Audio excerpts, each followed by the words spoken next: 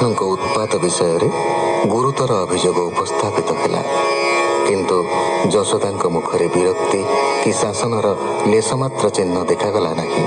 दिने बलराम और गोपगण यशोदा को जणाइले जे कृष्ण माटी खाई। कृष्ण अस्वीकार करिबारु यशोदा तांको तुंड देखिले। मुख विवर रे विश्व ब्रह्मांड दिशिला। यशोदांकर यह द्वितीय बार विश्वरूप दर्शन। से जेतिकी विमूढ़ होइछन्ते ताठर बेसी आश्चर्यचकित होइछन्ते। सुख उवाच सिद्ध पुरुष बाजात एहाकु बोलई मु सुत किबा डाकिनी माया कला गर्भे तो एमंत दिसिला नपुण पड़ई प्रमाद शोके यशोदा गद गद ए तो नुहई भल चिन्ह मोहर मन छन छन एमंत भाली नंद राणी मन बचन चित्ते गुणी न जानी बाई प्राय होई भालई दश दिग चाही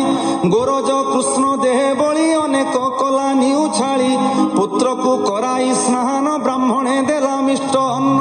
स्तन्य पियाई कोले धरी निद्रा कराइला मुरारी सुण राजन कृष्ण कथा सृष्टिर आद्य काले धाता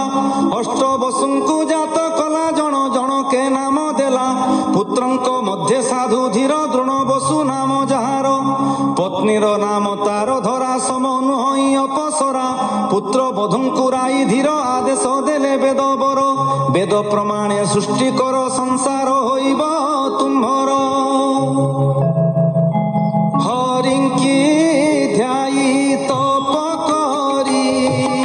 शीत बरसा अपहरी सूर्य तेजकु नाही भये तप करंती कृष्ण लये ताहा जानिले नारायण ब्राह्मण रूपे परसन्न कृष्ण आराधी तप करी पुत्र मोइबे मुरारी एहाऊ आन कार्य नाही तुम्भ चरणे कहिलई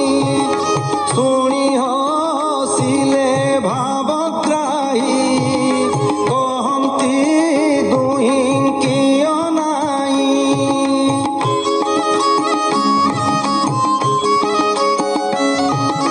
गोपरे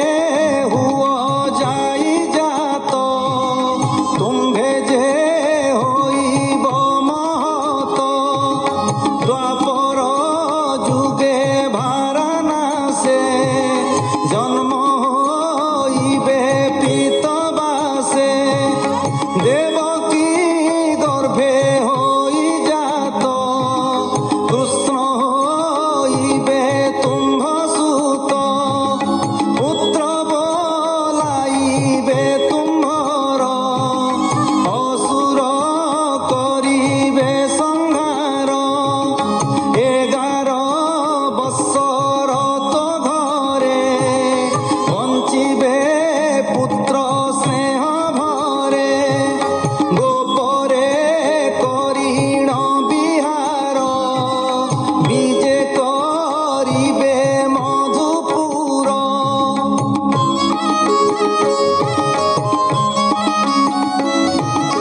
निज स्वरूप धरि हरि ताहांक आशा पूर्ण करी एतेक कही नारायण तक्षणे हेले अंतर्धान शुण सुजने कृष्ण वाणी निर्मल हुओ मने गुणी पुराण गीत बंधे कली राम कृष्णंक बाल केली एथकु हुओ दृढ़ चित्त कहई दास जगन्नाथ इति श्रीमद्भागवते महापुराणे पारमहंस्यां संहितायां दशमस्कन्धे पूर्वार्धे विश्वरूप दर्शने नाम नवमोऽध्यायः।